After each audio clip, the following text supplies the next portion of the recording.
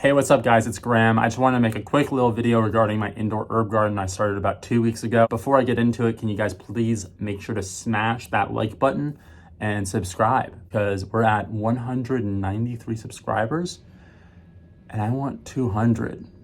I actually want 1,000. 1,000 is my goal, but 200 would be cool. That's 20% of the way. I think about this whole entire herb garden thing as more of a science experiment and less of like, I'm gonna make herbs and make some YouTube video about it.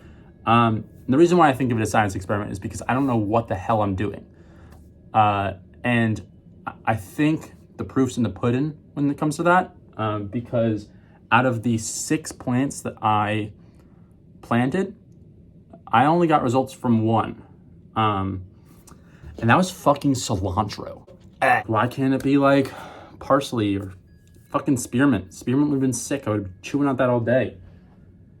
But yeah, you know, it's just kind of depressing because it's like, what the flippity flop? And on the packages, it says, you know, it's supposed to be submerging in 10 to 21 days.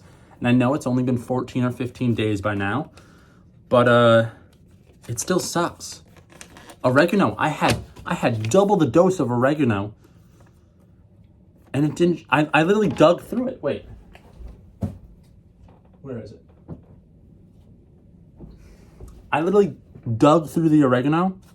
There's not a single thing in here. How is that even possible? Wait, did I just lie? No. There's not even a single little pepper boy in there. It's just depressing. So I started a new thing. I'm putting them on my windowsill now. I know, that's crazy.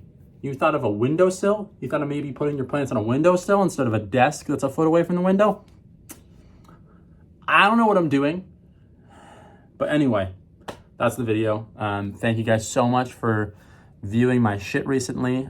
Make sure to subscribe and like. And if you have any ideas of what videos I should make, please comment down below.